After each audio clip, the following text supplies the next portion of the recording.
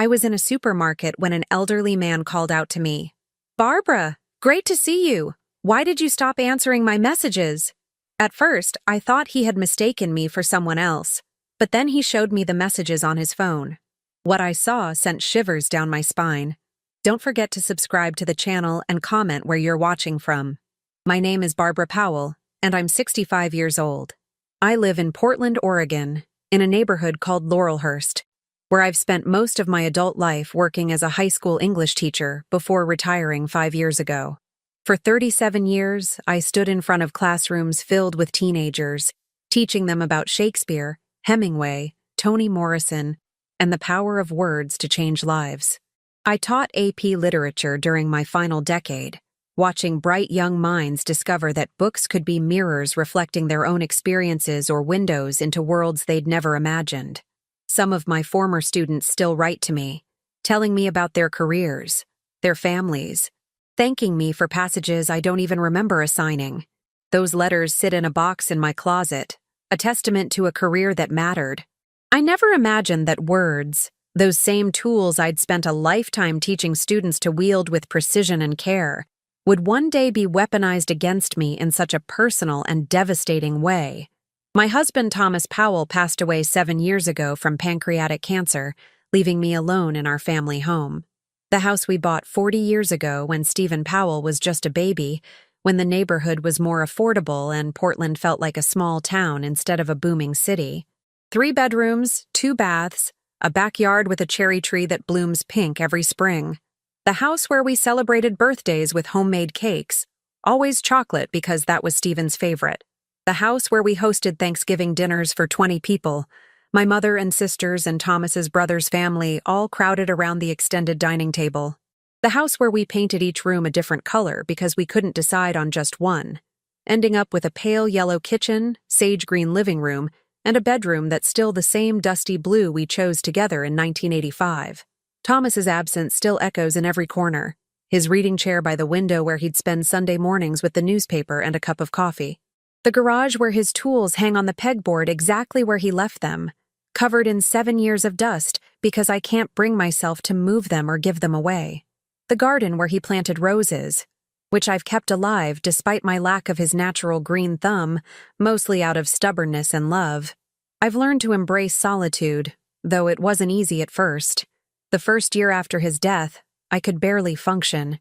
I'd set the table for 2 out of habit, reach for his hand in the night and find only empty space. I'd buy his favorite coffee at the store.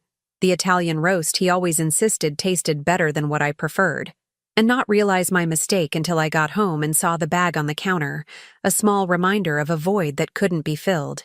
I stopped going to church for months because I couldn't bear sitting alone in the pew where we'd sat together for decades. I lost 15 pounds because cooking for one felt pointless, and most meals became toast or canned soup eaten standing at the kitchen counter. But time has a way of softening even the sharpest grief. Slowly, painfully, I learned to fill my days. I've joined a book club that meets every Thursday evening at Deborah Rogers's house, where 8 women my age gather to discuss everything from contemporary fiction to political memoirs. Though we spend just as much time talking about our children, our health concerns, and the state of the world. Deborah has become a close friend, someone I can call when the loneliness gets too heavy. She lost her husband 3 years ago, so she understands the particular quality of widow's solitude. I volunteer at the local library on Tuesdays and Saturdays, helping children discover the joy of reading, watching their faces light up when they find a book that speaks to them. There's a little girl named Sophie who comes in every Saturday with her grandmother. She's 8 years old and has already read everything in the juvenile fiction section twice. Last week I helped her get a grown-up library card so she could access the young adult section. The pride on her face reminded me of why I became a teacher in the first place. And I have my weekly video calls with my son Stephen, who lives across the country in Boston with his wife Elizabeth Murphy Powell, and their 2 children, Katie and Michael. Those calls are the highlight of my week. Seeing my grandchildren's faces light up when they see me on screen, hearing Katie, who just turned 7, read to me from her school books, watching Michael, who's 5, show me his latest Lego creation. It makes the 3,000 miles between us feel a little less insurmountable, though I still ache to hug them in person, to smell their hair, to be part of their daily lives instead of just a face on a screen once a week. That Tuesday afternoon in November started like any other. The rain had finally stopped after 3 days of constant downpour, the kind of relentless Pacific Northwest rain that makes you forget what sunshine looks like, that turns the sky into an oppressive gray ceiling and the streets into rivers. I'd spent the morning reorganizing my bookshelves, a task I undertake twice a year with the dedication others reserve for spring cleaning.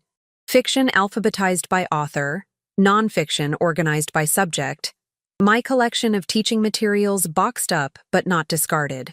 By early afternoon, I realized I'd been so absorbed in alphabetizing my collection of mystery novels, a genre I've grown to love in retirement, that I'd forgotten to eat lunch. My refrigerator was nearly empty, which wasn't surprising given my tendency to order delivery during bad weather. But I was tired of frozen meals and restaurant food. I wanted fresh vegetables for the soup I was planning to make. Thomas's favorite minestrone recipe that I still prepared every few weeks, freezing portions so I could taste it whenever I needed to feel close to him. The recipe is written in my mother's handwriting on a stained index card, and I follow it exactly every time, using the same brands of canned tomatoes and the same ratio of vegetables to broth. I decided to drive to Fred Meyer, the grocery store just 15 minutes from my house, instead of ordering delivery. Frankly, I was tired of being cooped up inside. The walls of my house, familiar and comforting as they usually are, had started to feel confining. I needed to see other people, even if just strangers in a grocery store. I needed to move my body through space, to remember that a world existed beyond my living room. The supermarket was moderately crowded with other people taking advantage of the break in the weather. There's something therapeutic about grocery shopping, I've always thought. The predictable layout, the careful selection of produce, the small decisions about which brand of pasta or which type of apple. It's mundane in a comforting way. I took my time, examining the tomatoes, selecting onions, choosing a loaf of artisan bread from the bakery section. I chatted briefly with the butcher about which cut of beef would be best for stew. Normal, pleasant interactions that make up the fabric of ordinary life. I was in the produce section, examining tomatoes for ripeness the way my mother taught me 60 years ago, when everything changed. "Barbara? Barbara Powell? Is that really you?" The voice came from behind me, unfamiliar and excited. I turned around to see an elderly gentleman approaching me with a warm smile. He looked to be in his early 70s, perhaps a bit older, with the kind of weathered handsomeness that comes with age. Well-dressed in a navy cardigan that looked expensive, cashmere probably, worn over a pressed white shirt, gray slacks with a crisp crease down the front, leather loafers polished to a shine. His silver hair was neatly combed, parted on the side in a style that suggested military service, or at least a respect for tradition. He wore wire-rimmed glasses that magnified kind blue eyes. His face showed genuine delight, as if seeing an old friend after years of separation. When he smiled, his eyes crinkled at the corners, and there was a vulnerability in his expression that made him immediately sympathetic. "I'm sorry," I said politely, searching my memory for any recollection of this man. "Do we know each other?" My mind raced through possibilities. Former colleagues from Jefferson High School where I'd taught? No, I'd remember another teacher. Parents of students I'd taught over the years? Possible, but most of them would be younger, and I rarely remembered parents' faces as well as I remembered their children's. Neighbors from the past? Members of my church congregation? Someone from my book club's extended network? Nothing clicked. I'm usually good with faces, a skill I developed over decades of remembering hundreds of students each year, learning their names by the second week of school, recognizing them years later at grocery stores or restaurants. But this man was a complete stranger to me. The man's smile faltered slightly, confusion replacing the initial joy in his expression. "It's me, Ronald," he said, as if that should mean something significant. "Ronald Parker. We've been talking for months now. You said you were looking forward to finally meeting in person. You said you'd been thinking about me." His words sent a chill through me despite the warmth of the store. He stepped closer, and I instinctively took a small step back, clutching my shopping basket tighter. This wasn't just a case of mistaken identity. some confusion about a similar-looking person. Something felt wrong. The way he looked at me, with such familiarity, such presumed intimacy, the certainty in his voice. "I think you have me confused with someone else," I told him gently, trying to keep my voice calm and friendly, not wanting to embarrass him or cause a scene in the middle of a crowded grocery store. "My name is Barbara, but I don't believe we've ever met or spoken before. I'm sorry." Perhaps he had some form of dementia, I thought. Perhaps he was confusing me with someone from his past, a woman he'd known decades ago. It happens. My neighbor's father had Alzheimer's and would sometimes mistake strangers for people from his childhood. But Ronald's response wasn't that of someone confused about the past. He was talking about the present, about recent conversations. No, that's definitely you," he insisted. And now there was concern in his voice, maybe even a hint of hurt. He pulled out his smartphone with slightly trembling hands. I noticed the phone case had a faded American flag design. "Look, here are your messages, your photos. We've been talking every day since August. You told me about your teaching career, about losing your husband, about your son in Boston. You even sent me your soup recipe last week, said it was your late husband's favorite." My heart stopped. Those were my details, my life. How could a stranger know those things? He held out the phone toward me, and what I saw on that screen made my blood run cold. My hands started to shake, and I had to set down my shopping basket before I dropped it. There, on a dating website I'd never heard of called Silver Connections, was a profile using my name. But worse than that, far worse, it was using my photos. Recent photos. Pictures I'd posted on my private Facebook account just weeks earlier. Photos from my garden, showing me kneeling beside my rose bushes in my faded denim shirt, the one with the torn pocket. Photos from my trip to Cannon Beach with my book club in September, me standing on the sand with the haystack rock formation behind me, wind blowing my hair. Photos from my birthday dinner in October that my sister Nancy Long had arranged at my favorite Italian restaurant, me laughing with a glass of wine in hand, wearing the blue sweater Stephen had sent me. Someone had taken my digital life, my private moments, and created an entirely different persona. My face, my name, but not my words. Not my intentions. I felt dizzy. The supermarket suddenly seemed too bright, the fluorescent lights harsh and disorienting. Too loud, with the beeping of checkout scanners and the chatter of other shoppers now sounding like a roar in my ears. The smell of the produce section, normally pleasant and earthy, became overwhelming. I reached out to steady myself on the tomato display. "This isn't me," I managed to say, my voice shaking. "I mean, those are my photos, but I didn't create this profile. I've never been on this dating site.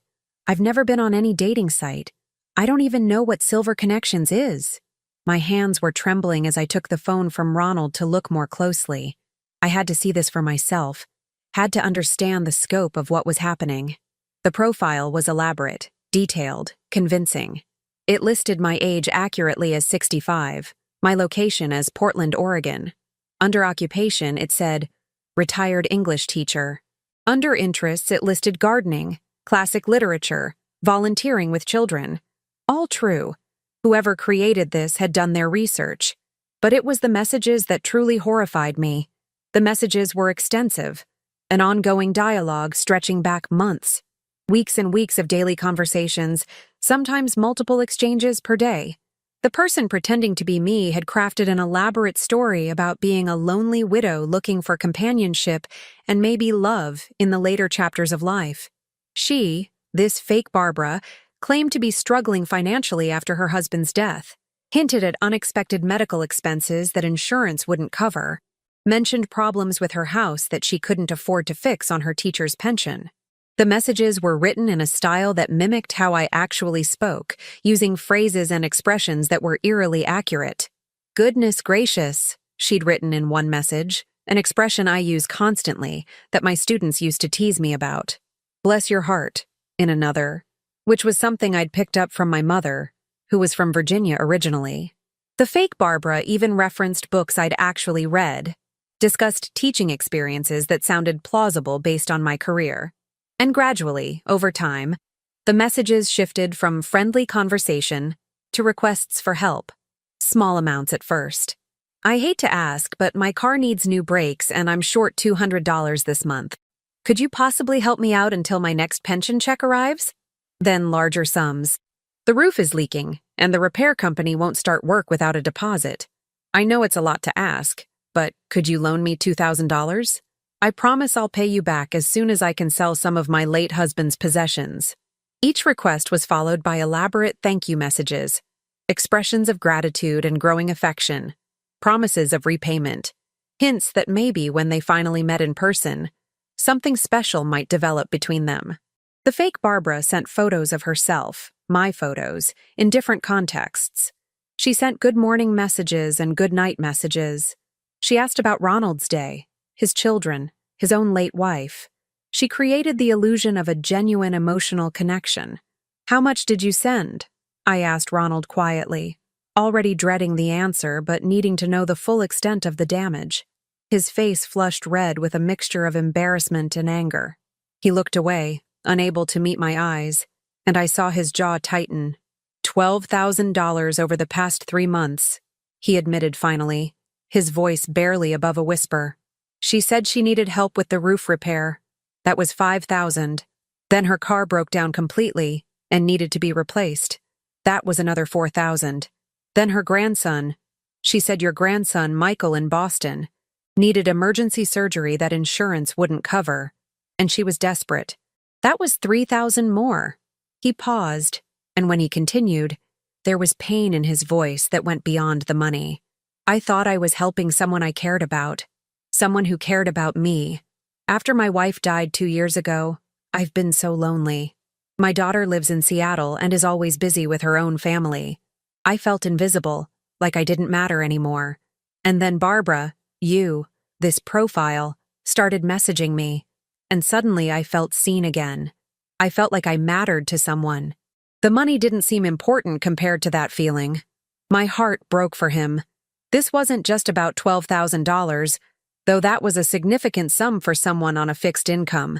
This was about loneliness exploited, about hope turned into a weapon, about the fundamental human need for connection being perverted into a tool for theft. I handed his phone back, my own hand shaking. "I'm so sorry this happened to you," I said, and I meant it with every fiber of my being. "But I promise you, I swear to you, I never sent those messages. I never asked you for money. Someone is using my identity. Someone stole my photos and my life story and used them to hurt you. And that person, whoever they are, is a criminal. This is fraud, and we need to report it to the police." Ronald examined my face carefully, perhaps comparing the real me to the curated image he'd been messaging with for months. Maybe noting the differences, the ways real life doesn't match filtered photos and carefully crafted messages. Slowly, the realization seemed to sink in fully. His shoulders sagged, and he suddenly looked much older than his years, diminished somehow, as if the hope I'd seen in his face when he first approached me had been holding him upright, and now it was gone. "I'm such a fool," he muttered, shaking his head. "My daughter warned me about online scams. She told me to be careful, that people weren't always who they claimed to be on the internet. But I thought I was smarter than that. I thought I could tell the difference between a real person and a scammer. The messages were so personal, so specific. How could I have been so stupid?" "No, you're not," I said firmly, reaching out to touch his arm, wanting him to understand this crucial point. "You're not stupid or foolish. You're a victim of fraud. This is a crime, Ronald. The person who did this is sophisticated and calculating. They studied me, learned how I speak, used real details from my life to make this believable. You were targeted by a professional criminal. There's no shame in that. The shame belongs entirely to whoever did this." But even as I said it, a disturbing question formed in my mind, a question I didn't want to ask but couldn't avoid. How did whoever created this profile get access to my recent private photos? The pictures from Cannon Beach were posted in a private Facebook group, just me and my 7 book club friends. The birthday photos were shared in a family chat, just Stephen, Elizabeth, and my sister Nancy. How did they know details about my life that weren't public information? How did they know about my grandson Michael's name, About Stephen living in Boston. There's something else, Ronald said hesitantly, pulling up a different document on his phone. The technical consultant I hired to trace the messages, he found the IP address where most of the communications originated from. You hired someone to trace it? I asked, surprised. Last week, Ronald explained. After the profile asked for the money for your grandson's surgery, something about it felt off. The request was more urgent, more demanding than the previous ones. It made me suspicious for the first time. So before I sent that money, I paid a cybersecurity consultant $300 to track down where the messages were coming from. I thought maybe I could verify it was really you before sending more money. Or, in the back of my mind, I guess I was starting to worry it might not be you at all. He showed me a report from what appeared to be a legitimate cybersecurity firm, printable with their logo and contact information. The report was filled with technical jargon I didn't fully understand. Terms like digital footprint analysis and IP geolocation tracking and metadata extraction. But at the bottom of the report, printed in clear black text, there was a physical address associated with the primary IP address where the messages had originated. An address in Boston, Massachusetts. An address I recognized immediately because I'd sent Christmas presents there every year for the past decade.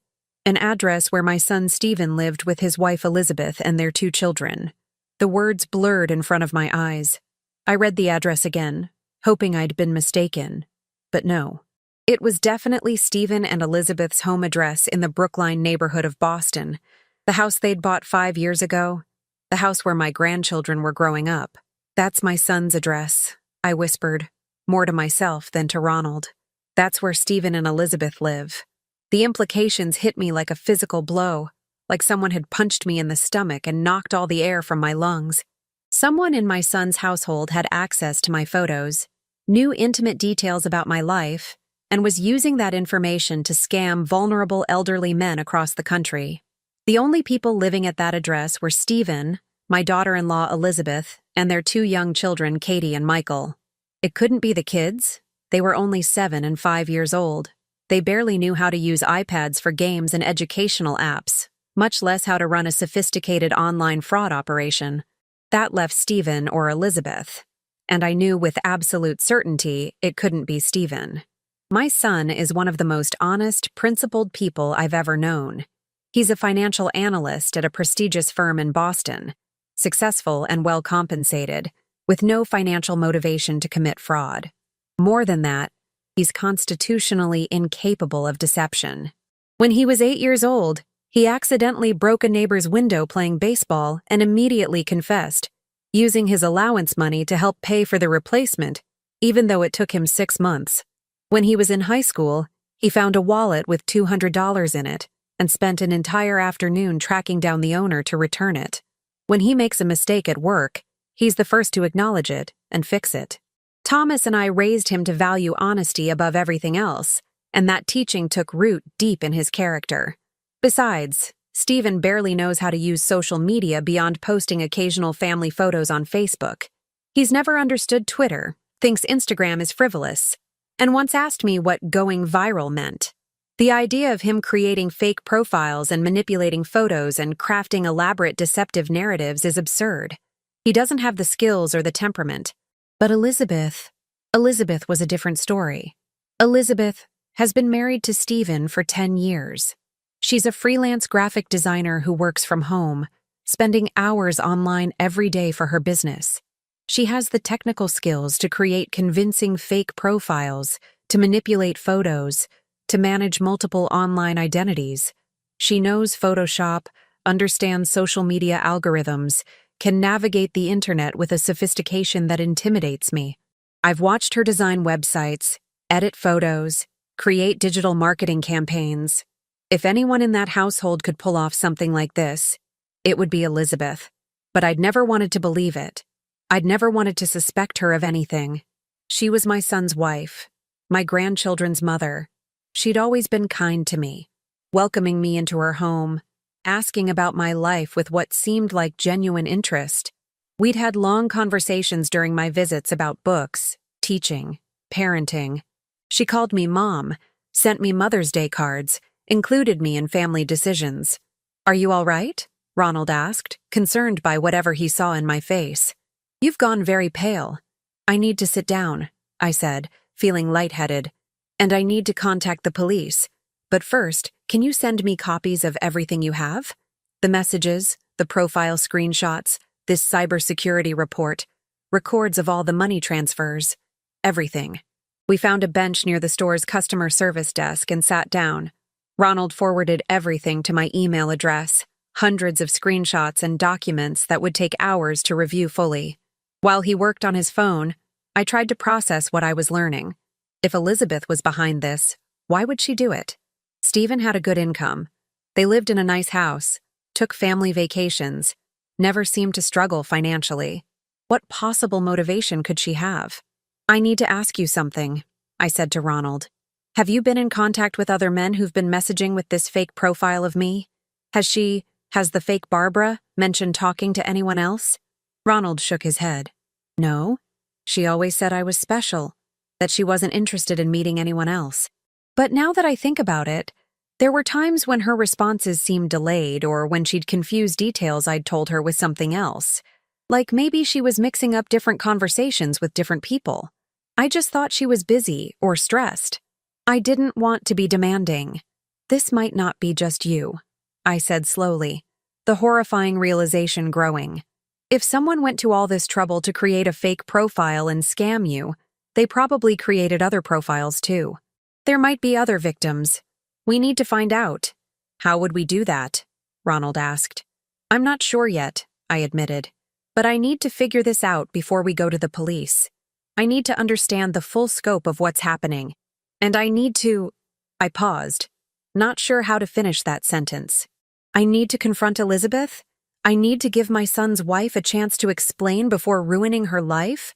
I need to protect my grandchildren from finding out their mother is a criminal?"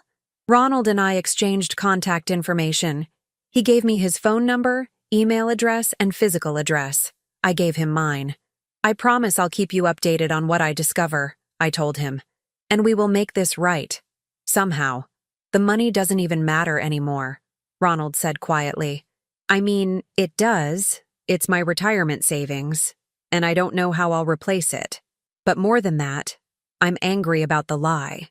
I'm angry that someone made me believe I'd found a connection with another person, that I'd found someone who understood what it's like to lose a spouse and be lonely, that someone exploited the worst period of my life for their own profit. That kind of cruelty, I don't understand it. Neither did I. Or rather, I didn't want to understand it. Because if Elizabeth was behind this, I would have to accept that someone I'd welcomed into my family, someone I'd trusted with my grandchildren, was capable of systematic, calculated cruelty toward vulnerable people. I left the grocery store without buying anything, my planned soup forgotten entirely. The items I'd selected for my shopping basket were abandoned on a shelf somewhere. I sat in my car in the parking lot for a long time, maybe 20 minutes, trying to calm my racing heart and organize my thoughts. Finally, with shaking hands, I pulled out my phone and started to search. I created a profile on Silver Connections, the dating website where the fake Barbara existed. I used a random photo I found online of a middle-aged woman, someone who looked nothing like me, and created a fake name, Carol Thompson. I felt dirty doing it. Creating a false identity felt wrong on every level, especially now that I knew how that deception could hurt people. But I needed to see if I could find other victims, other men who might have been scammed by the person using my identity. The website's interface was confusing to me at first. I'm not technologically illiterate, but I'm not particularly skilled either. I can use Facebook and email and do basic word processing, but navigating dating sites and social media platforms beyond the basics often frustrates me. It took me almost an hour to figure out how the search functions worked, how to filter by location and age and interests. But eventually, I found what I was looking for, or rather, what I'd been dreading to find.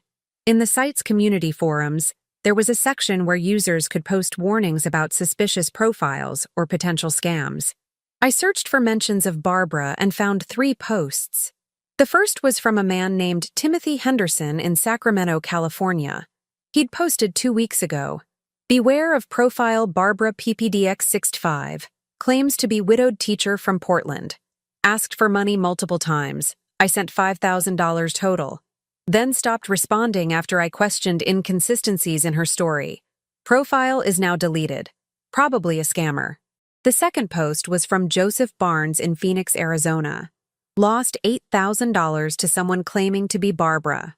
Very convincing messages, seemed genuine. Only realized it was a scam when she asked for more money for a medical emergency that didn't make sense. Reported to website, but they said the account was deleted before they could investigate. The third was more recent, posted just 3 days ago by a man named Christopher Miller from Denver, Colorado. I think I'm being scammed by Barbara Profile. She's asked for $3,000 for her grandson's surgery, but something feels wrong about how she's asking. Has anyone else been contacted by this person? Need advice? I felt sick. The total amount stolen using my identity was now at least $28,000 from 5 known victims. Ronald's $12,000, Timothy's $5,000, Joseph's $8,000, and Christopher's $3,000. And those were just the victims who'd found this forum and reported it. How many others were out there who were too embarrassed to admit they'd been scammed? How many elderly men had sent money and never realized it was fraud, still believing that Barbara had genuinely needed their help? This wasn't a small-time scam, an opportunistic crime. This was organized, systematic, and ongoing. Whoever was doing this had turned fraud into what looked like a full-time operation. They'd created a convincing false identity, cultivated relationships with multiple victims simultaneously, extracted money methodically, and covered their tracks by deleting profiles and creating new ones. The sophistication suggested experience and planning. This wasn't Elizabeth's first attempt at online fraud, or if it was, she'd researched extensively before launching it. I sat in my car in that grocery store parking lot, staring at my phone screen, at the forum posts from men whose lives had been disrupted by someone wearing my face and speaking in my voice. The sun was setting, painting the Portland sky in shades of orange and pink, beautiful and indifferent to human suffering. Other shoppers walked past my car with their purchases, living their normal lives, unaware that the woman sitting alone in a 10-year-old Subaru was discovering that her identity had been stolen and weaponized by her own family. I needed to call Stephen. I needed to fly to Boston and confront Elizabeth. I needed to contact the police and the FBI, because fraud across state lines was a federal crime. But I sat paralyzed, unable to make myself take any of those steps, because once I did, there was no going back. Once I accused Elizabeth, once I set law enforcement in motion, my family would never be the same. Stephen would be devastated. My grandchildren would grow up knowing their mother was a criminal. The holidays and birthdays and ordinary moments that make up family life would all be poisoned by this knowledge. But what was the alternative? To stay silent? To let Elizabeth continue victimizing people? To protect my family's peace at the expense of strangers' financial security and emotional well-being? No, that wasn't an option either. The faces of those men, Ronald's embarrassment and hurt, Timothy and Joseph and Christopher, whose stories I'd only read online but whose pain I could imagine, they all demanded justice. And beyond them, there might be dozens more victims I hadn't discovered yet. My phone rang, startling me out of my thoughts. Stephen's name appeared on the screen. For a moment, I considered not answering, but that would only delay the inevitable. Besides, talking to him now, before he knew I suspected anything, might give me information I needed. "Hi, honey," I answered, trying to keep my voice steady and normal. "How are you?" "Mom, perfect timing," Stephen said, his voice warm and excited in a way that made my heart ache. "I wanted to catch you before you heard from anyone else. Elizabeth and I have some news." My stomach tightened. Not more complications. Please, not another layer to this nightmare. "She's pregnant," Stephen continued, joy evident in every word. "Can you believe it? We're going to have another baby. I know Katie and Michael are already in school and we thought we were done, but this is such a blessing. Elizabeth is about 8 weeks along, due in June." The irony wasn't lost on me. My son was sharing joyful news about expanding his family, while I was holding evidence that his wife might be running an elaborate criminal enterprise using my identity. I had screenshots of fraud on my phone while he talked about baby names and nursery colors. That's wonderful, I managed to say, hoping I sounded appropriately excited rather than devastated. Congratulations to both of you. How is Elizabeth feeling? A bit tired and nauseous, but the doctor says that's normal for the first trimester, Stephen said.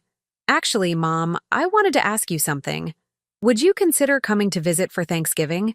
I know it's short notice. It's less than 2 weeks away. But the kids would love to see you, and it would give us a chance to celebrate together. Elizabeth would really appreciate having you here too.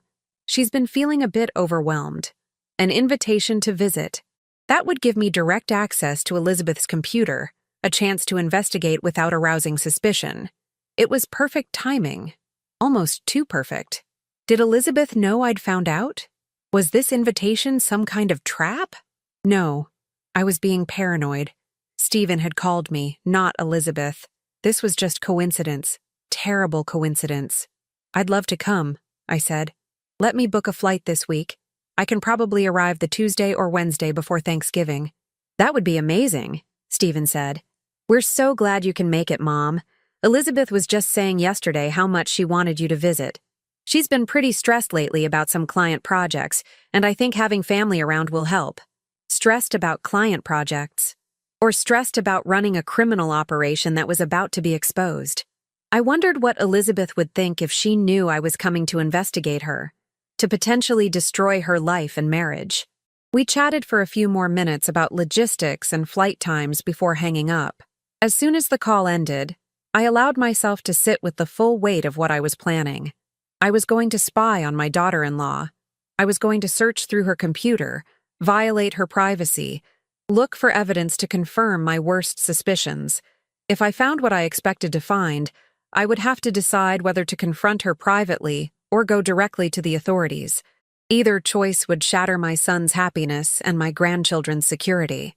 But I thought about Ronald's face in that supermarket, about the $12,000 he'd lost, money he probably needed for his own medical care or retirement. I thought about Timothy and Joseph and Christopher, men I'd never met but whose trust and loneliness had been exploited using my face and name.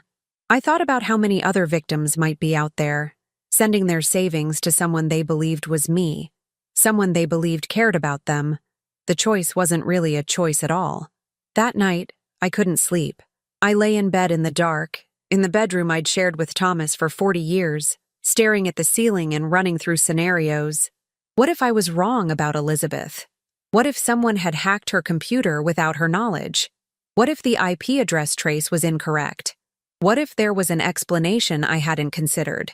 But the more I thought about it, the more pieces fell into place, creating a picture I'd been unconsciously avoiding for months. Elizabeth had been acting differently over the past few months, I realized now.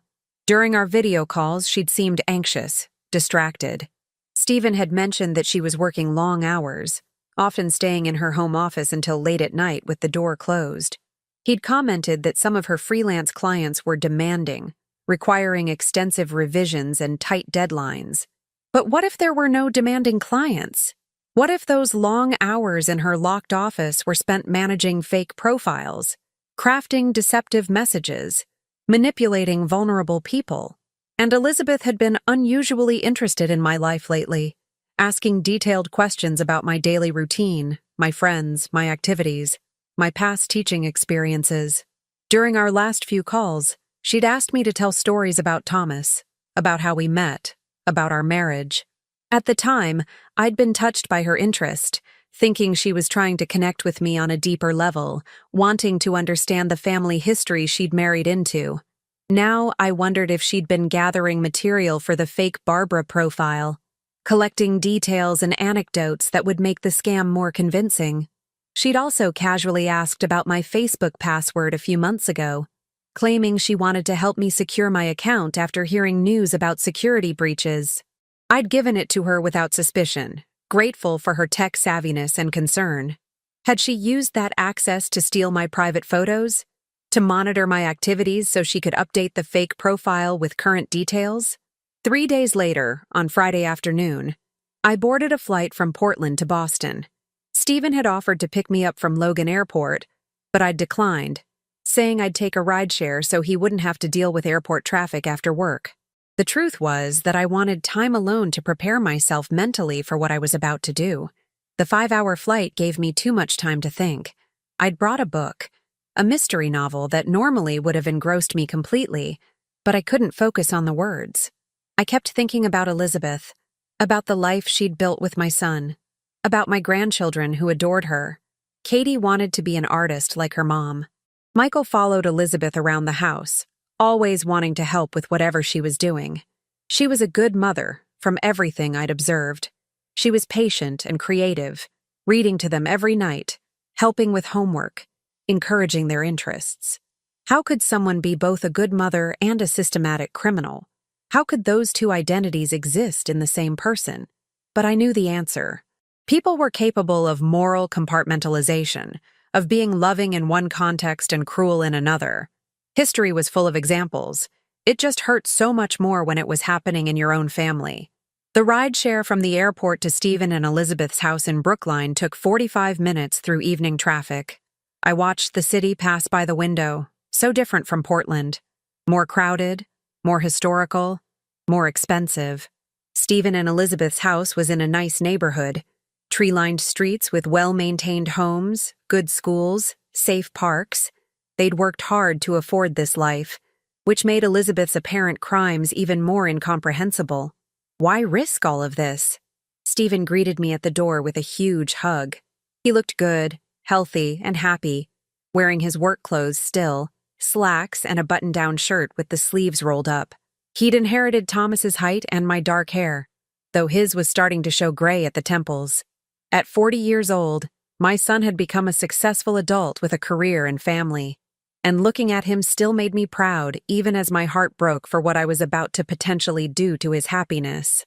"Mom, it's so good to see you," he said, taking my suitcase. "The kids are so excited. They've been asking every day when Grandma is arriving. Elizabeth made your favorite room ready, and she's making lasagna for dinner." Elizabeth appeared from the kitchen, wiping her hands on an apron. She was 38. Tall and slender with auburn hair pulled back in a ponytail. She had a beautiful smile that reached her green eyes, and she'd always been stylish in an effortless way. Even now, wearing jeans and a casual sweater, she looked put together. She was starting to show a small baby bump, barely visible. "Barbara, welcome," she said warmly, coming over to hug me. "I'm so glad you could come for Thanksgiving. The kids have been counting down the days." I hugged her back, trying not to stiffen, trying to act natural. This woman who might have stolen my identity. This woman who might have hurt Ronald and Timothy and Joseph and Christopher.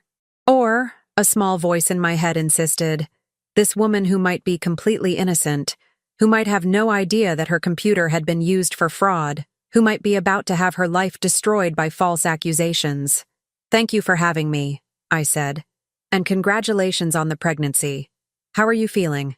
"Exhausted and nauseous, but happy," Elizabeth said with a smile. "This baby was a surprise, but a good one. At least I hope it's a good surprise. 3 kids is going to be a lot." Katie and Michael came thundering down the stairs, shrieking with excitement. They tackled me with hugs, both talking at once about school and friends and upcoming Thanksgiving plans. I held them close, breathing in their little kid smell of shampoo and playground dirt and innocence. Whatever I was about to uncover, I promised myself I would do everything possible to minimize the harm to these children. The next few days were difficult. I had to act normal, be the grandmother visiting for the holiday, while secretly watching Elizabeth for signs of guilt or nervousness. I helped make Thanksgiving dinner preparations, played board games with the kids, went shopping with Elizabeth for groceries. She seemed completely at ease, showing no indication that anything was wrong. Either she was an exceptional actress, or she genuinely had no idea that I suspected her. Thanksgiving Day was particularly hard. The house was filled with warmth and laughter, the smells of roasting turkey and fresh-baked pies. We ate together around the dining table, Stephen at one end and Elizabeth at the other, with me and the kids filling the sides. We went around the table saying what we were thankful for. Katie was thankful for her art teacher. Michael was thankful for Legos. Stephen was thankful for family and the new baby coming. Elizabeth was thankful for her husband and children. and for having me there to celebrate with them. When it was my turn, I said I was thankful for family and for my health and for being able to be there with them. But what I didn't say was that I was dreading what I had to do the next day, when Stephen would take the kids to see a movie and Elizabeth would supposedly rest because of pregnancy fatigue, leaving me alone in the house with access to her office. The opportunity came on Friday afternoon, the day after Thanksgiving. Stephen had promised Katie and Michael they could see the new animated movie that had just been released. Elizabeth begged off, saying the pregnancy was making her too tired for a crowded movie theater, that she needed to lie down for a while. She encouraged me to go with Stephen and the kids, but I said I was also tired from the cooking and cleaning, that I'd stay home and read my book. So Stephen left with the kids, and Elizabeth went upstairs to her bedroom, and I sat on the couch in the living room pretending to read, waiting. After 30 minutes, I crept upstairs and stood outside Elizabeth's bedroom door, listening. I could hear her breathing deeply, evenly. She'd fallen asleep. My heart pounding, I moved silently down the hall to Elizabeth's home office. The door was closed, but not locked. I hesitated for a long moment, my hand on the doorknob. What I was about to do was a massive violation of privacy, a betrayal of trust. If I was wrong about Elizabeth, she would have every right to be furious, to demand that I leave, to cut me out of their lives. But I thought about Ronald and the others, about justice and truth, and I turned the doorknob and went inside. The office was small, but well organized. 2 monitors on an L-shaped desk, one showing a screensaver of my grandchildren, the other dark. Design samples and color swatches covered one wall, a mood board for what looked like a current client project. A bookshelf held design books, reference materials, family photos. It looked like the workspace of a busy freelance designer. Nothing suspicious. Nothing that screamed criminal enterprise. I sat down at her desk, my hands shaking. The computer was in sleep mode. When I moved the mouse, it asked for a password. I tried a few obvious ones. Elizabeth's birthday, the kids' birthdays, Stephen's birthday, their anniversary. Nothing worked. I was about to give up when I noticed a small leather notebook beside the keyboard, the kind that looks like a designer journal.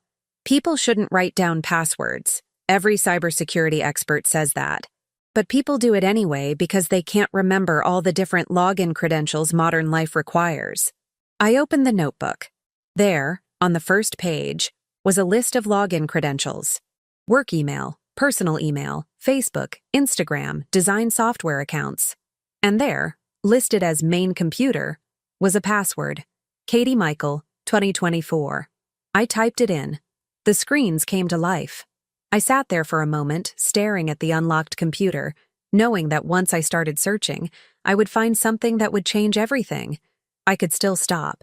I could close the notebook, leave the office, go back downstairs, and choose not to know. Choose to preserve my family's peace, even if it meant abandoning Ronald and Timothy and Joseph and Christopher to their losses. But I couldn't do that.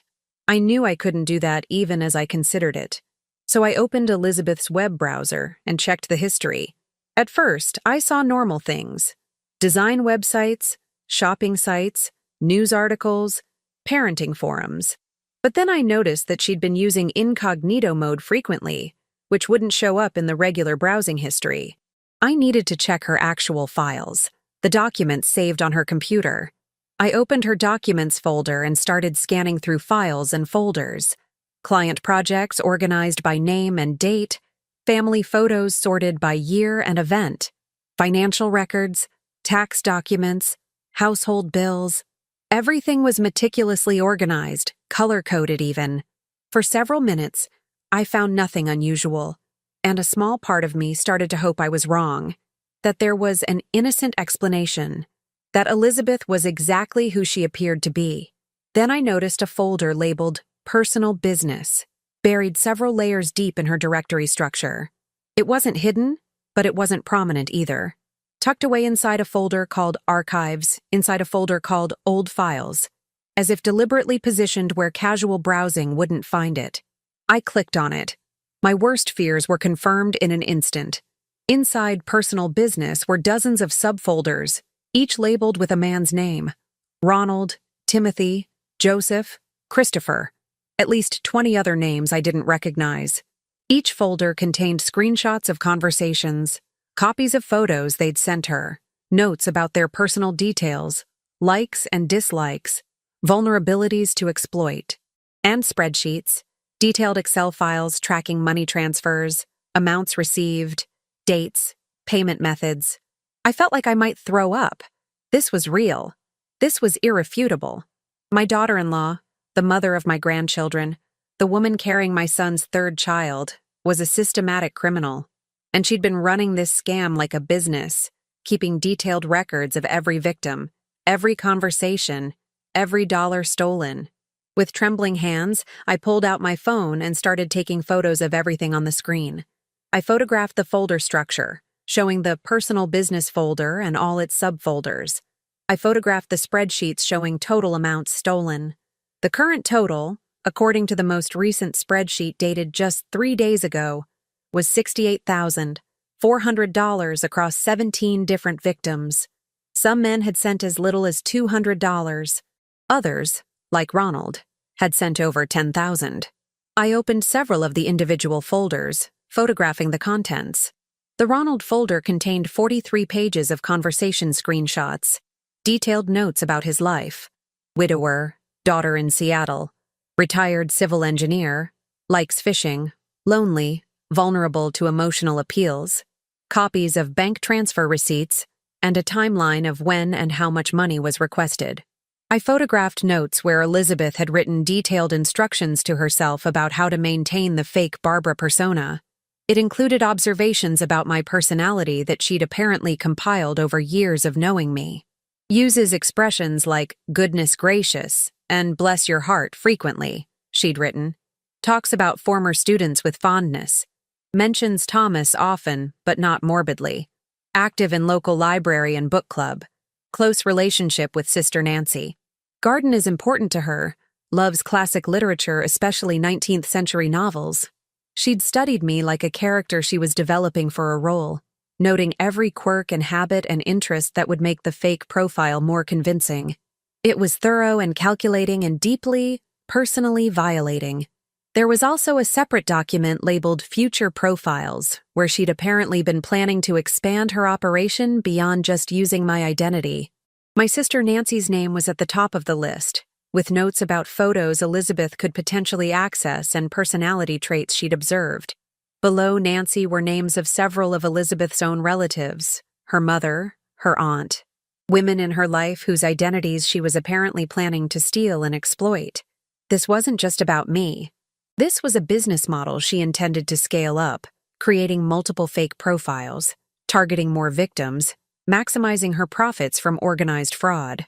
I was so focused on photographing everything that I didn't hear the footsteps in the hallway, didn't hear the office door open wider. Only when Elizabeth spoke did I realize I'd been caught. "Barbara," she said quietly from the doorway, "I see you found my project." I spun around in the desk chair, my phone still in my hand with a photo of her spreadsheet visible on the screen. For a moment, we just looked at each other. She didn't look surprised or panicked. If anything, she looked tired, and maybe relieved. "Your project?" I repeated, my voice shaking with anger. "You call defrauding vulnerable people a project. You've stolen over $60,000 using my identity. You've hurt innocent people like Ronald who trusted someone they thought was me. You've been planning to do the same thing using Nancy's identity. And you've kept detailed records like this is a legitimate business instead of a series of crimes." Elizabeth closed the door behind her and leaned against it. She wasn't blocking my exit, but she was clearly positioning herself between me and escape. Her hand rested on her small baby bump, and I wondered if that gesture was conscious, a reminder of her pregnancy, a play for sympathy. "You weren't supposed to find out," she said, and her voice was oddly calm. "At least not like this. Not yet. But maybe it's better that you know. Maybe this is the push I needed. Barbara, I know what I've done is wrong. I know I've hurt people, including you. But I want you to understand how this started, why I did it. I'm not a monster. I'm just someone who made terrible choices when I was desperate." "Desperate?" I stood up from the chair, putting the desk between us. "You live in a beautiful house in one of the best neighborhoods in Boston. Stephen has a good job. You have healthy children, a stable life. What desperation drove you to steal from widowers and lonely elderly men? Debt, Elizabeth said simply. Debt you don't know about? That Stephen doesn't know about? Debt that was going to destroy everything if I didn't find a way to pay it. She moved into the room and sat on the edge of her desk, one hand still on her stomach. 2 years ago, I made a stupid mistake. I was gambling online just for fun at first. Just poker and blackjack, small stakes, something to do during boring evenings after the kids were asleep. Then I started losing. I thought I could win it back, you know? That's what gamblers always think. So I kept playing, with bigger stakes. I lost more. I borrowed money from a loan shark because I couldn't go to Stephen without confessing what I'd done. $15,000 at an interest rate that should be illegal, Elizabeth continued, her voice taking on a bitter edge. I thought I could pay it back over time from my freelance income without Stephen noticing. But the interest kept compounding. Every month I couldn't make the full payment. The interest added up. Suddenly, I owed $20,000, then $25,000. The loan shark started threatening me. Said if I didn't pay, something might happen to Katie and Michael. Not directly. He was careful about that. Just hints. Beautiful children you have. Would be a shame if they got hurt walking to school one day. I felt a chill go through me. So instead of going to the police, instead of confessing to Stephen and getting help, you decided to commit fraud? I panicked, Elizabeth said, and for the first time, emotion cracked her calm facade. I was terrified. These weren't people you could reason with or make payment plans with. They were criminals. Going to the police would have put my family in danger, and telling Stephen would have destroyed him. His perfect wife, the responsible mother, turns out to be a gambling addict with mob debts who endangered our children. I couldn't face that. I couldn't bear to see the disappointment and betrayal in his eyes. So you betrayed strangers instead, I said coldly. You hurt innocent people to save yourself. I know, Elizabeth whispered. I know what I've become. I look at myself in the mirror and don't recognize the person staring back. But I was desperate, Barbara. Desperate people do terrible things. So I created one fake profile using random photos from the internet, just to see if it would work. And it did. Men sent money. It was so easy, so frighteningly easy. I could pay down some of the debt. The loan shark stopped threatening my kids. So you created another profile, I said, following the logic. And another. And then you realized that profiles using stolen photos from the internet kept getting flagged and shut down, so you needed original photos from real people who weren't active on dating sites. And I chose you, Elizabeth admitted. You were perfect for this. Attractive for your age, compelling backstory as a widow, not active on dating sites. Plus, I had access to your photos through Facebook and our family chats. I knew details about your life from our conversations. The profile I created as you was my most successful one. Men believed in Barbara. They trusted her. They wanted to help her. She said it so matter-of-factly, as if she were describing a successful marketing campaign instead of systematic fraud. What about the pregnancy? I asked. Is that even real, or is that part of some new angle for the scam? It's real, Elizabeth said, her hand moving protectively to her stomach. And it's what finally made me realize I have to stop. I've been trying to figure out how to exit this for weeks, how to stop the scams, pay back the remaining debt, and somehow move forward without anyone finding out. I can't bring another child into this mess. But I still owe the loan sharks $30,000 even after everything I've stolen. If I stop the scams now, I can't pay them. If I don't pay them, they'll hurt my family. I'm trapped, Barbara. I'm trapped, and I don't know how to get out. I looked at this woman I'd thought I knew, seeing her clearly for the first time. She was crying now, tears streaming down her face, but I felt no sympathy, only anger and disgust, and a deep sadness for what this meant for my family. You're going to turn yourself in, I said firmly. You're going to contact every single one of those men whose names are in your folders, tell them the truth, and do whatever it takes to pay them back. And we're going to figure out a way to deal with the loan sharks that doesn't involve destroying more innocent lives. If I turn myself in, I'll go to prison, Elizabeth said desperately. My children will grow up with their mother in jail. This baby will be born while I'm awaiting trial. Stephen will divorce me. Everything will fall apart. And the loan sharks will still come after my family for the money. It's already fallen apart, I told her, my voice hard. You did that the moment you decided to commit fraud. The only question now is whether you're going to try to make it right or keep running until it gets even worse. And trust me, Elizabeth, it will get worse. Because I'm not going to stay silent about this. If you don't turn yourself in, I'll go to the police myself. You used my identity to hurt people. You don't get to decide how this ends anymore. We stood there in her office, locked in a silent battle of wills, the evidence of her crimes displayed across her computer screens. Finally, Elizabeth nodded slowly, her shoulders sagging in defeat. What do I do first? She asked, her voice barely a whisper. First, you're going to save all of these files to a USB drive for evidence, I said. Then we're going downstairs, and we're going to wait for Stephen to come home with the kids. And then we're telling him everything. Tonight. No more secrets, no more lies. He deserves to know the truth about what his wife has been doing. Elizabeth's face went even paler. Can't we wait until after Thanksgiving? Give the kids a few more days of normal before everything changes? Thanksgiving was yesterday, I reminded her. And nothing about this situation is normal. We tell Stephen tonight. Then tomorrow we start contacting victims and figuring out how to make restitution. And we deal with the legal consequences, whatever they are. The next several hours were a blur of activity and anguish. Elizabeth downloaded all the files from her personal business folder onto a USB drive, creating a complete record of her fraud operation. We went downstairs and waited in tense silence for Stephen and the kids to return from the movie. When they came in, full of excited chatter about the film, I asked Stephen if we could talk privately after the kids went to bed. He must have heard something in my voice because his smile faded and worry creased his forehead. Is everything okay, Mom? He asked. No, I said honestly, but we'll talk about it later. Dinner was excruciating. The kids were happy and talkative, oblivious to the tension between the adults.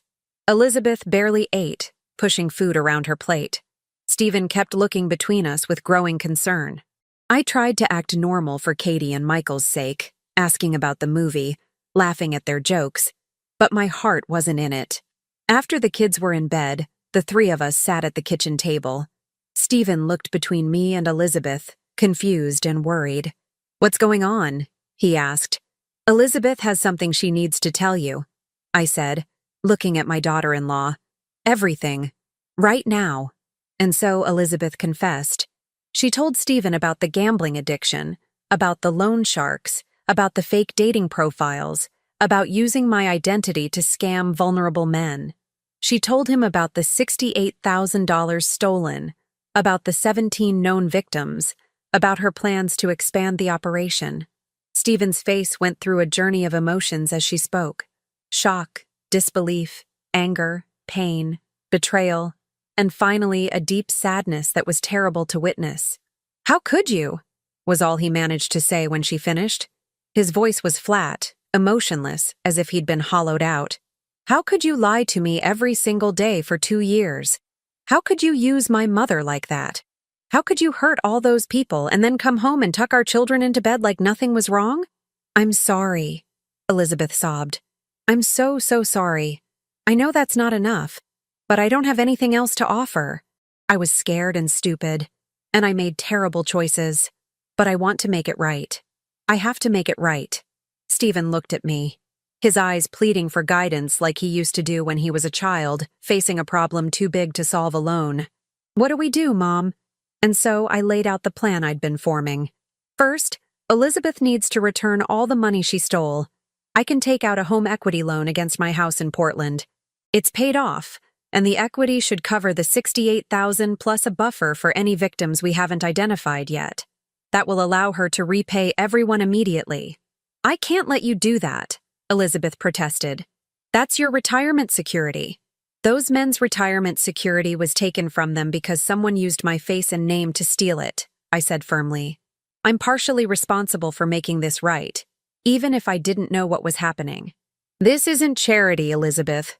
You and Stephen will pay me back over time, With interest if necessary. It's a loan, not a gift. Stephen nodded slowly, processing. Okay, what else? Second, we need to deal with the loan sharks, I continued. Stephen, you mentioned you have a college roommate who's a federal prosecutor? We need his advice on how to handle the debt without putting the family at risk. Jake specializes in organized crime, Stephen said thoughtfully. I can call him tomorrow. Maybe there's a way to turn evidence over to law enforcement in exchange for protection.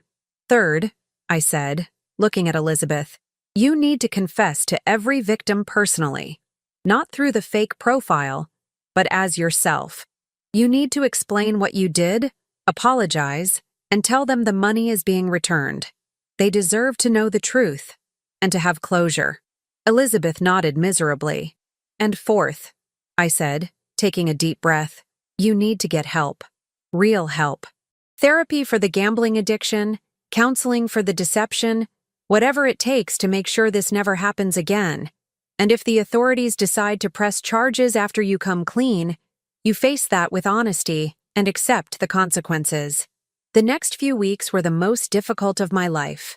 True to my word, I took out a home equity loan for $70,000 against my house in Portland. The process took 10 days and required extensive paperwork, but eventually the funds were available. $70,000, my financial security, my retirement cushion, now dedicated to cleaning up my daughter-in-law's criminal mess. Stephen's friend Jake, the federal prosecutor, turned out to be invaluable. He helped us navigate the situation with the loan sharks in a way that protected the family while bringing criminals to justice. It turned out that providing evidence of the illegal lending operation, including names, contact information, and records of threats, was valuable enough to law enforcement that they were willing to offer Elizabeth protection in exchange for her testimony. The loan sharks were arrested in a coordinated raid before they could retaliate. The debt was legally voided as part of the criminal prosecution. Returning the money to the victims was emotionally exhausting. I personally called 17 men, including Ronald, Timothy, Joseph, and Christopher, to explain that I was the real Barbara, to apologize for what had happened, and to tell them their money would be returned in full. Each call was difficult in its own way. Ronald was one of the most gracious. I'm not going to pretend this doesn't hurt, he said when I called him. But I appreciate you making it right, Barbara. Most scam victims never see a penny returned.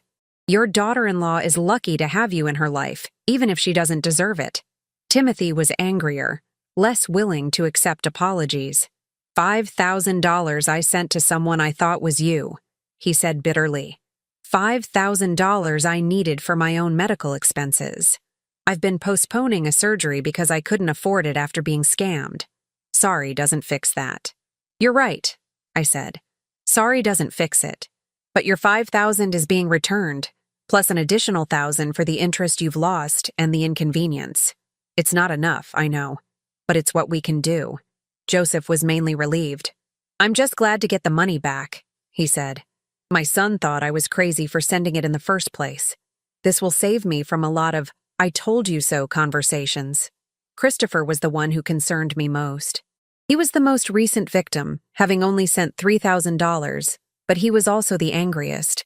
Your daughter-in-law is a criminal, he said flatly when I called. She should be prosecuted. Paying back the money doesn't erase the crime. You're absolutely right, I agreed. And I won't stand in the way if you choose to press charges. That's your right as a victim. I just wanted you to know the truth and to ensure you're made whole financially. The question of criminal prosecution became complicated. Technically, Elizabeth had committed wire fraud across state lines, a federal crime that could carry significant prison time. The victims had the right to press charges, and the federal government could prosecute even if individual victims chose not to. Stephen's friend Jake advised that Elizabeth's best option was to cooperate fully, make complete restitution, and hope for leniency based on her pregnancy, her cooperation in the loan shark investigation, and her lack of prior criminal record. In the end, 2 victims insisted on pressing charges, Timothy and Christopher. Both felt that restitution wasn't enough, that Elizabeth needed to face legal consequences to deter others from similar crimes. I understood their perspective. even as I worried about what it would mean for my grandchildren. Elizabeth's attorney, a criminal defense lawyer Stephen hired using the last of their savings, negotiated a plea agreement with federal prosecutors. Elizabeth would plead guilty to 2 counts of wire fraud, make full restitution to all victims, perform 500 hours of community service, and serve 2 years of probation with strict conditions. She would avoid prison time primarily because of her pregnancy, her cooperation in the loan shark investigation, and the fact that full restitution had been made to all victims. The sentence also took into account that immediate incarceration would effectively punish her children more than her. The sentencing hearing was held on a cold day in January, 2 months after that awful Thanksgiving weekend when everything came crashing down. I sat in the federal courthouse in Boston, watching my daughter-in-law stand before a judge and plead guilty to crimes that had devastated multiple families. Stephen sat beside me, his face expressionless, but his hand gripping mine tightly. The judge was a stern woman in her 60s who'd clearly seen every type of criminal case imaginable. She listened to the prosecution's summary, to the victim impact statements from Timothy and Christopher, to Elizabeth's tearful apology, and to her attorney's plea for leniency. "Mrs. Powell," the judge said finally, addressing Elizabeth directly, "what you did was calculate, systematic, and profoundly harmful. You exploited vulnerable people's loneliness and desire for connection to steal their money. You used your own mother-in-law's identity without her knowledge or consent, violating her privacy and putting her reputation at risk. And you did all of this while presenting yourself to your family and community as a respectable businesswoman and mother. That kind of deception speaks to a deep moral failing." Elizabeth stood silently, tears streaming down her face, one hand resting on her now prominent baby bump. "However," the judge continued, "I also note that you've made full restitution to all known victims, that you cooperated with law enforcement in a separate investigation that led to the arrest of dangerous criminals, and that you have no prior criminal record. I also note that you are currently pregnant, and immediate incarceration would effectively punish your children, who are innocent of any wrongdoing. Therefore, I'm going to accept the plea agreement as proposed." The judge outlined the terms: 2 years of probation, 500 hours of community service, no unsupervised internet access, mandatory therapy for gambling addiction, and a requirement to speak at least twice during her probation at community events about online fraud as a form of deterrence. If Elizabeth violated any terms of her probation, she would face immediate imprisonment. "You're fortunate to have family willing to support you through this," the judge told Elizabeth sternly. "Don't waste this second chance. Many people don't get one. The court will be watching closely." Now, 6 months later, I'm still processing everything that happened. I sold my house in Portland, unable to afford the home equity loan payments on my teacher's pension alone. I moved to a small apartment in Boston to help with my grandchildren while Elizabeth completes her community service and attends mandatory therapy sessions 3 times a week. Stephen and Elizabeth are still together, working through their issues in couples counseling, though I know my son's trust in his wife has been fundamentally shaken. Elizabeth works a regular job now, as a junior graphic designer at a marketing firm, where someone else manages her computer access and internet use. All her income goes toward 2 things: repaying me for the home equity loan and covering therapy costs. At the current rate, it will take them 10 years to pay me back in full. I'll be 75 by the time I'm made whole financially, too old to buy another house, too late to reclaim the retirement I'd planned. Elizabeth attends Gamblers Anonymous meetings 3 times a week, where she sponsors newcomers and talks openly about how her addiction led to criminal behavior. She's been clean from gambling for 6 months, though I know from the GA literature that recovery is a lifelong process. The baby, a girl they named Grace, was born healthy last month. Grace Harper Powell, born into complicated circumstances, innocent of her mother's sins but marked by them nonetheless. I wish I could say that everything is back to normal, that our family has fully healed. The truth is more complicated and more painful. There are days when I look at Elizabeth holding baby Grace and feel anger at what she did, at how she used my identity to hurt innocent people, at how her choices cost me my home and my retirement security. There are days when I see how hard she's working to make amends, how she breaks down crying after her therapy sessions, how she holds Katie and Michael tightly as if afraid they'll be taken from her, and I feel something approaching compassion. And there are days when I wonder if I did the right thing by helping her avoid prison, or if I should have let justice take its fuller course. If my desire to protect my grandchildren from trauma blinded me to the needs of her victims. If I prioritized family loyalty over societal good. Stephen asked me recently if I regretted not just going to the police immediately when I discovered the truth, before confronting Elizabeth, before giving her a chance to explain. It's a question I've asked myself many times. I don't think there was a perfect answer, I told him honestly. Just different paths with different costs. I chose the path that felt most right to me at the time, the one that balanced accountability with compassion, consequences with mercy. Whether it was the best path, I may never know, but it was the path I could live with. The victims will live with the emotional scars of being manipulated and deceived. Some have told me they no longer trust online relationships, that the experience has made them more isolated and cautious. Timothy's surgery was delayed by months because of the stolen money, worsening his condition. Joseph's son still brings up the incident to criticize his father's judgment. Ronald told me he deleted his online dating profiles and decided that maybe he's better off alone. Elizabeth will live with the legal consequences, the probation restrictions, the community service requirements, and most of all with the knowledge of the harm she caused. She tells me she thinks about her victims every day, that she sometimes wakes up in the middle of the night panicked and guilty. Whether that guilt leads to genuine change or just to better concealment of future wrongdoing, only time will tell. Stephen will live with the betrayal of his partner's years of lies. He loves Elizabeth. He's committed to trying to save their marriage for their children's sake. But I see the guardedness in his eyes now when he looks at her. The easy trust that existed before is gone, replaced by a watchfulness, a constant evaluation of whether she's being truthful. That kind of wariness corrodes intimacy slowly but surely. I will live with the financial burden, having lost my house and my retirement security to clean up someone else's criminal mess. I will live with the complicated emotions of having my identity stolen by my own daughter-in-law, of seeing my face and name used to hurt strangers, of being partially complicit even though I didn't know.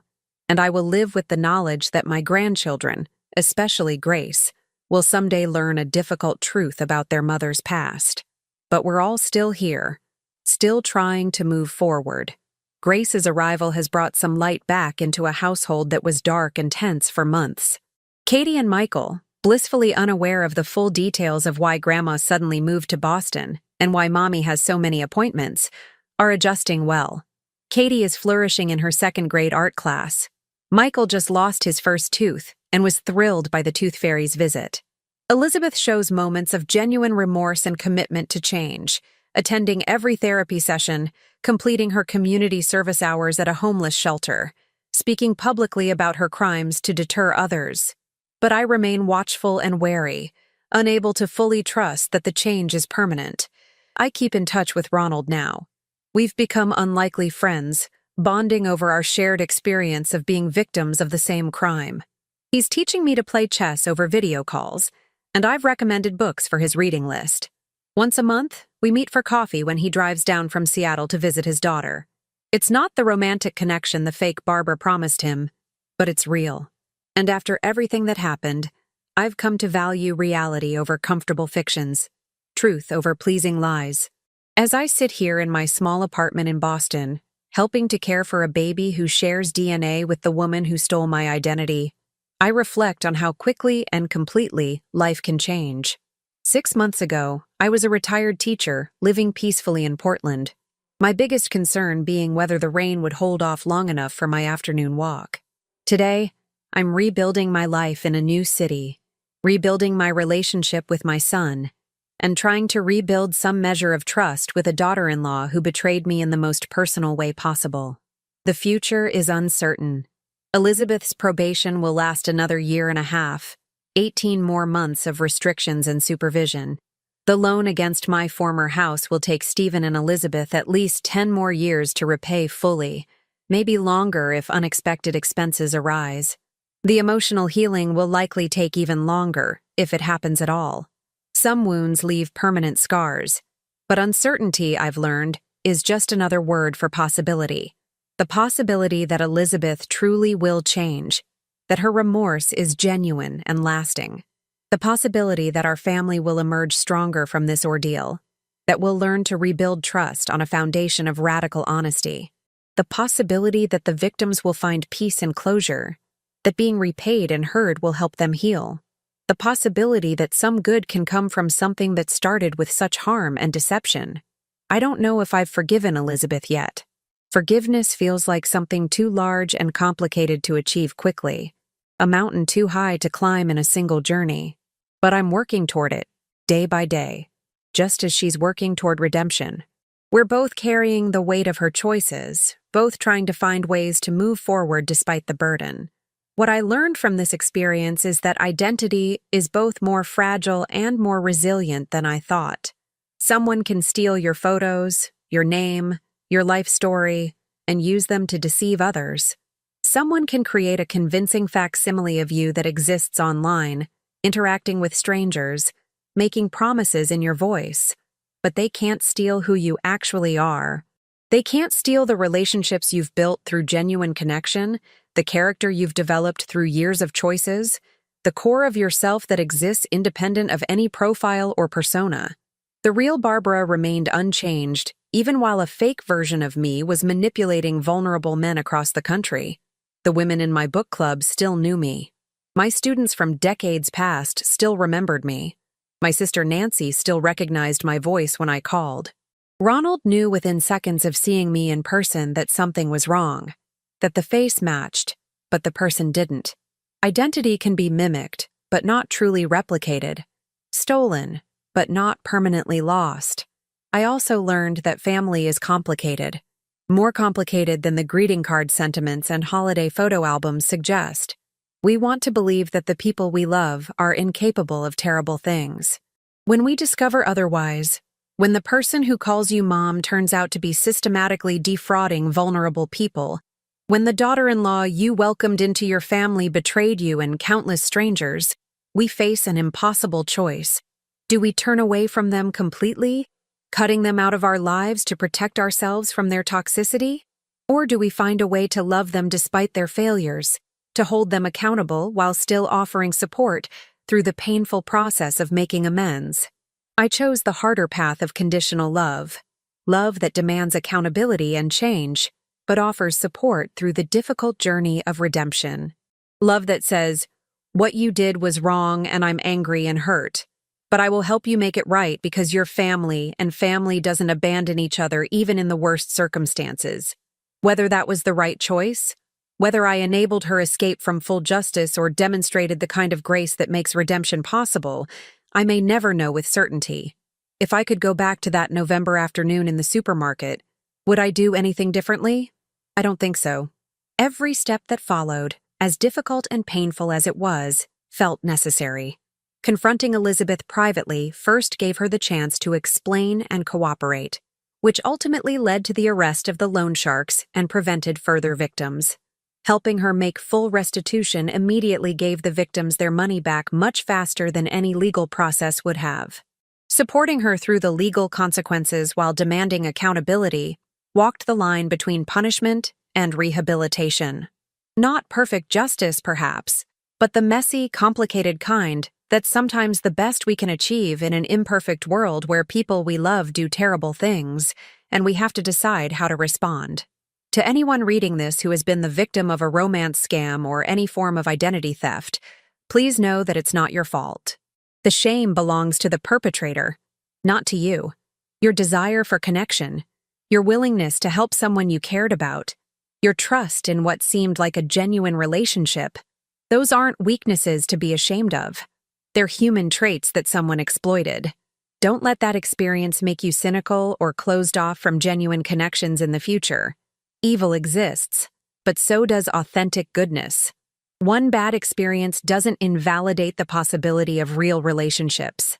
And to anyone who might be considering committing fraud or any crime out of desperation, please understand that there are always other options. Always. The temporary solution that crime seems to offer will only create bigger problems down the road, problems that multiply and spread like poison through every area of your life. Elizabeth thought she was protecting her family by stealing from strangers. Instead, she nearly destroyed her family and harmed countless people in the process. Whatever difficulty you're facing, debt or addiction or fear or desperation, there are legitimate resources and people who can help. Choose the harder right over the easier wrong. Choose honesty over deception, even when honesty feels impossible. The consequences of that choice might be difficult, but they're survivable in ways that the consequences of crime are not. As for me, I'm learning to build a new life in Boston. I've joined a book club here, started volunteering at a local literacy program similar to the one I worked with in Portland, and even tentatively joined a few social groups for seniors in the neighborhood. I'm not dating, real or online, and probably won't for a very long time. The experience of having someone use my identity on a dating site has left me wary of those platforms in ways I know aren't entirely rational. But I'm not hiding either. I'm reclaiming my identity, my agency, my story from someone who tried to use them for harmful purposes. Stephen and I have grown closer through this ordeal, though in ways I never would have chosen. He tells me I didn't have to move to Boston to help with the kids, that I'd already done enough by taking out the home equity loan. But the truth is, I needed to be here as much as they needed my help. I needed to see with my own eyes that Elizabeth was truly working to change, that her remorse was genuine, and her commitment to rehabilitation was real. I needed to be part of my grandchildren's daily lives during this crucial time, to provide stability while their parents worked through trauma and rebuilding. And I needed to prove to myself that my identity couldn't be stolen. Not really. Not permanently. Because I define who I am through my actions and relationships, not through any profile someone can create online. Grace is crying in the next room, hungry and wanting attention. She's 2 months old now, with Stephen's dark hair and Elizabeth's green eyes, and a temperament that seems generally content. Elizabeth is at her community service placement at the homeless shelter, serving meals and cleaning facilities as part of her 500 required hours. Stephen is at work, analyzing financial markets and managing investment portfolios, trying to earn enough to support his family and repay me and cover therapy costs and save for 3 children's futures. So I'll go to Grace, this innocent child born into complicated circumstances. I'll pick her up and feed her and sing her the same lullabies I sang to Stephen 40 years ago and to Katie and Michael when they were babies. I'll look at her tiny, perfect face and choose to believe in the possibility of redemption for her mother and for all of us. Because in the end, what else can we do but keep trying, keep hoping, and keep working towards something better than what came before? The man in the supermarket changed my life when he called out my name. Ronald, looking for someone he thought he knew, unknowingly exposed a crime that had been operating in for months. But I'm the one who decides what that change means and where it leads me next. That's the power of identity that no scammer can ever steal. The power to choose who we'll be in response to what happens to us. And I choose to be someone who holds people accountable while offering them a path back to integrity. Someone who protects victims while understanding that perpetrators are sometimes victims too, victims of their own bad choices and circumstances they handled poorly. Someone who believes in justice, but also in mercy, in consequences, but also in second chances, in punishment, but also in rehabilitation. Someone who knows that family is complicated and love is messy, and people are capable of both terrible harm and genuine change. This is my story, the real Barbara's story, not the fiction someone created using my photos and name. It's a story of identity theft and fraud, yes, but also of discovery and confrontation and the difficult work of rebuilding after betrayal. It's a story still being written, with chapters yet unknown, outcomes yet undetermined. But for the first time in months, I'm looking forward to seeing what comes next. Not with naive optimism, but with clear-eyed realism and cautious hope. With the understanding that healing takes time, that trust must be rebuilt slowly, that some losses are permanent, But new possibilities can still emerge, with the knowledge that I've faced something terrible and survived it, that I've made difficult choices and lived with their consequences, that I've lost much but retained what matters most: my grandchildren, my son, my integrity, my sense of self, my belief that even in the darkest circumstances, we can choose to respond with courage and compassion and a commitment to making things right. The rest will come with time, or it won't. But either way, I'll face it as myself, the real Barbara, reclaimed and resilient and ready for whatever comes next. Now tell me, what would you have done if you were in my place? Let me know in the comments. Thank you for watching, and don't forget to check out the video on your screen right now. I'm sure it will surprise you.